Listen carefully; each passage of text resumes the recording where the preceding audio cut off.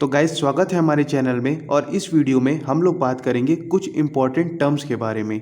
ठीक है, तो सबसे पहले हम लोग शुरू करते हैं मेज़रमेंट से, फिर कैलिब्रेशन, मेजरेंट, इंस्ट्रूमेंटेशन, प्रोसेस इंस्ट्रूमेंटेशन, ये जितने भी सारे टाइप्स हैं, इन सारे जितने भी टर्म्स हैं, इन सारे टर्म्स का हम लोग इस वीडियो में बात करने वाले हैं। ठीक है गाइस, तो फिर सबसे पहले हम लोग आते हैं मेज़रमेंट पे। ठीक है, तो मेज़रमेंट हमारा होता है क्वांटिटेटिव।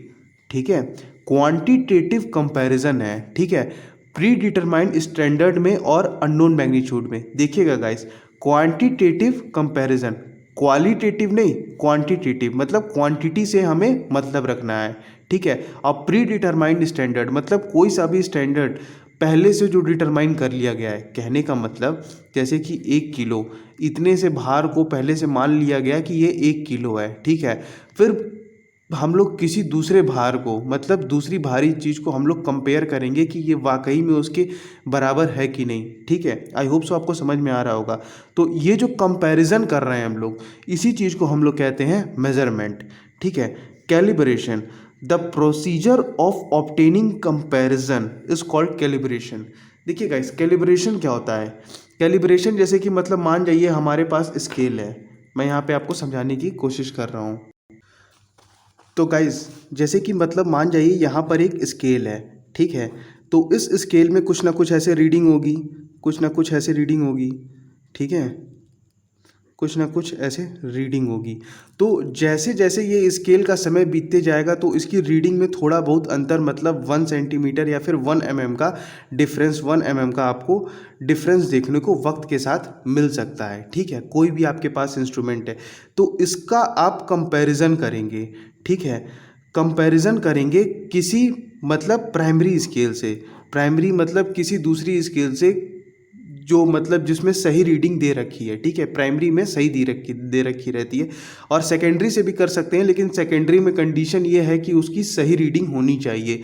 तो उससे आप जा कर के कंपेयर करते हैं कि ये जो स्केल है आपके पास, ये वाली, इसमें क्या सही रीडिंग आ रही है कि नहीं। तो इसी कंपैरिजन को हम लोग क्या कहते हैं? Calibration. I hope so guys आपको समझ में आया होगा। ठीक है, तो ये हमारा रहा calibration, the procedure of obtaining comparison. तो यहाँ पे हम लोग क्या कर रहे हैं, इस वाली स्केल में जिसमें रीडिंग जिसमें ख़राब हो रही है, इसी को हम लोग कंपेयर कर रहे हैं। ठीक है, इस वाली स्केल के साथ। तो इसी का जो ये जो प्रोसेस है, इसी को हम लोग कहते हैं कैलिब्रेशन।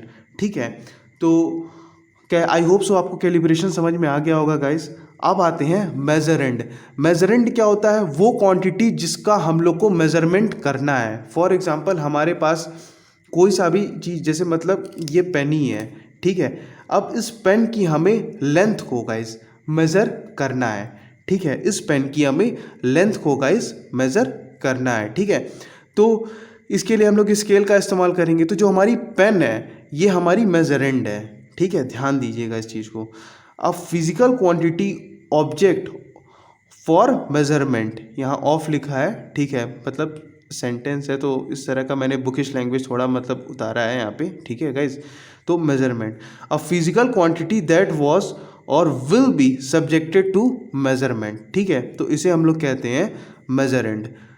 मतलब आई होप सो आपको समझ में आ गया होगा, जो भी क्वांटिटी जिसको हम लोग मेज़र करने के लिए इस्तेमाल में लाएंगे उसी चीज़ को हम लोग कहते हैं मेजरेंड। ठीक है गाइज, अब आते हैं यहाँ पे कि किस तरह से होता है मेज़रमेंट। ठीक है, तो जो हमारा मेज़रमेंट होता है बिल्कुल इसी प्रोसेस से होके गुजरता है। ठीक है, तो यहाँ पे आप देख सकते हैं स्टैंडर्ड क्वांटिटी रहेगी जिसके थ्रू हमको कंपेयर करना है, मेजरेंड रहेगा जिसको हम लोग को कंपेयर करना है।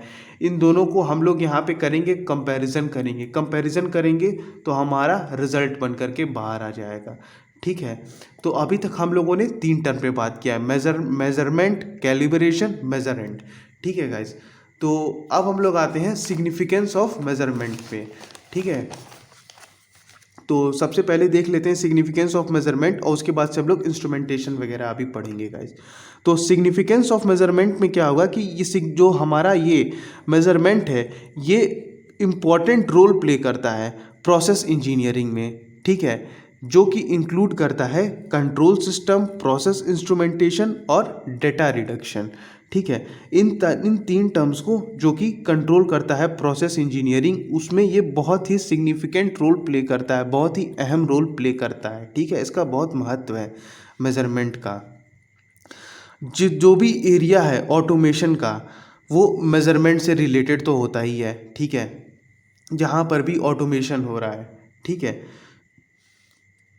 Fundamental requirement of any process is called measurement. किसी भी प्रोसेस की फंडामेंटल रिक्वायरमेंट क्या है, कोई भी चीज़ हो रहा है, फॉर एग्जांपल घर बनने के लिए ज़मीन लिया जा रहा है या फिर कुछ भी हो रहा है, तो मेजरमेंट तो हम लोग करेंगे ही। फॉर एग्जांपल अगर आप जा रहे हैं दुकान से कोई सामान खरीदने तो वो भी मेज़र करके देगा, ठीक है। इनफैक्ट जो आपके पैकेट में चिप्स वगैरह भी आती हैं, जो भी चीज़ आती हैं, तो हर एक पहले से मेज़र करके रखी जाती है कि मतलब या फिर वो तौल करके रखी जाएगी, नाप करके रखी जाएगी, जो भी रहेगा अलग अलग कंडीशन उस हिसाब से रखी जाती है। तो ये जो हमारा प्रोसेस है फंडामेंटल रिक्वायरमेंट है मेजरमेंट, ठीक है। और मेजरमेंट को हम लोग ऑल्सो कंसीडर कहते हैं इंस्पेक्शन। इंस्पेक्शन मतलब जांच करना। किसी भी चीज़ की अगर हम लोग जांच करते हैं तो उसमें हम लोग मेजरमेंट का इस्तेमाल करेंगे ही करेंगे गाइस, ठीक है। आई होप सो आपको समझ में आ रहा होगा। तो गाइस अब हम लोग पढ़ेंगे इंस्ट्रूमेंटेशन। सॉरी गाइस थोड़ा इधर उधर लिखा हुआ है, मैंने अपने हिसाब से थोड़ा कर रखा है और ये कटिंग वगैरह के लिए भी आपसे माफ़ी चाहता हूँ मैं, ठीक है गाइस। तो इंस्ट्रूमेंटेशन क्या होता है, एक टेक्नोलॉजी, ठीक है, जिसका इस्तेमाल करते हैं हम लोग मेज़र करने के लिए, ठीक है। जिस चीज़ का इस्तेमाल करते हैं उसको हम लोग कहते हैं इंस्ट्रूमेंट, ठीक है। फॉर एग्जांपल हम लोग को लंबाई नापनी है तो स्केल का इस्तेमाल करेंगे, स्केल का इस्तेमाल करेंगे तो उसे हम लोग इंस्ट्रूमेंट कहेंगे।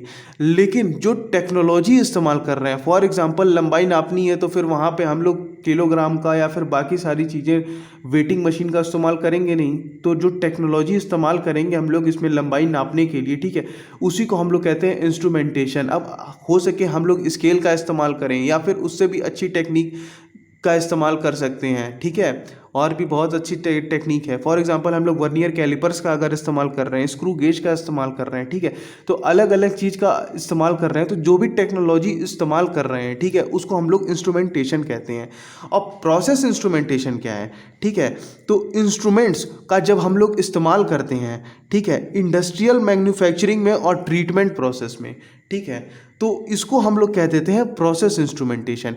इंस्ट्रूमेंटेशन के अंदर ही ये आएगा, ठीक है, ये भी एक टेक्नोलॉजी है। फॉर एग्जांपल जैसे कि मतलब मान जाइए चप्पल बनाने वाली फैक्ट्री है या फिर कोई सी भी फैक्ट्री है, ठीक है, मान लीजिए, तो उसे पता है कि हमें कोई भी चीज़ है, जैसे उसमें लगा हुआ है ये सिस्टम, ठीक है, ये कटिंग मशीन लगी हुई है, तो यहाँ से मतलब कुछ प्लेट जा रही है तो वो अपना इस तरह से घूम रही है, घूम रही है, घूम रही है, घूम रही है, तो हर एक निश्चित टाइम इंटरवल के बाद आ करके वो वहाँ पर उस चीज़ को प्रॉपरली कट कर दे रही है।